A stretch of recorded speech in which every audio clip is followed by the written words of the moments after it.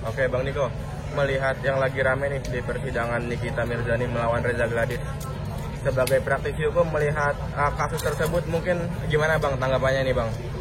Iya, saya lihat bahwa kemarin itu semakin seru ya. Nikita Mirzani dengan Reza Gladys, di mana saat ini dari tim penasihat hukum Nikita Mirzani juga sedang melaporkan tentang pemotretan tanpa izin ya, rekaman tanpa izin, rekaman suara tanpa izin, dan itu sangat berbahaya sekali itu, karena ancamannya itu 15 tahun penjara, pasal 31 Undang-Undang ITE, pasal 40, pasal 47 Undang-Undang ITE, 15 tahun hukuman penjara kalau itu betul-betul terbukti. Nah itu mungkin bargaining powernya dari pihak Nikita Mirzani akan ada di situ nanti. Saya kira itu yang saya lihat. Yang menarik mungkin yang paling menonjol gitu di kacamata Abang sebagai praktisi hukum, apa sih Bang mungkin Bang dalam kasus tersebut Bang? Kalau yang paling menonjol di sini adalah sebetulnya kalau kita lihat ya, ini dua-duanya baik Nikita Mirzani maupun Reza Gladys itu sama-sama bersalah. Kalau seandainya Reza Gladys merasa bahwa dia tidak bersalah, nggak perlu dia kasih uang ke Nikita Mirzani. Ya, jadi itu yang memberi dan menerima itu sebetulnya sama-sama kena. Harusnya seperti itu. Tapi cuma itu masing-masing lawyer dengan dia punya cara masing-masing ya, dia punya strategi masing-masing. Kalau saya jadi lawyernya Nikita Mirzani, saya lapor balik juga Reza Gladys.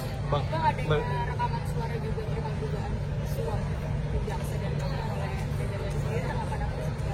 Kalau rekaman suara itu kan itu sebagai petunjuk aja dan tidak bisa dijadikan satu barang bukti. Tapi sebenarnya kalau di dalam persidangan itu boleh nggak sih Bang rekaman suara itu diputar di dalam persidangan gitu? Bisa saja, bisa. Asal saya izin ya, saya izin yang punya.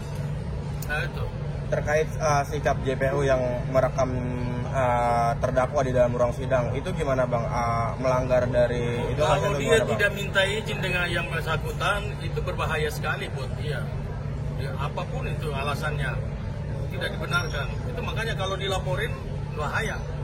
Pasal 31 Undang-Undang ITE, pasal 40, pasal 47, itu tadi ancaman pidana 15 tahun penjara itu, denda 800 juta. Artinya JPU tidak berhak yang melakukan perekaman tersebut kepada terdakwa di dalam ruang sidang, Bang? Iya, betul. Harus saya izin terdakwa. Gitu. Bang, mungkin kan tadi kan bilang JPU tidak berhak untuk merekam mungkin siapa yang Bang yang bisa bertindak mungkin Bang, karena kan ini kan sudah jadi atensi publik ya dengan sikap arogansinya dari JPU sendiri.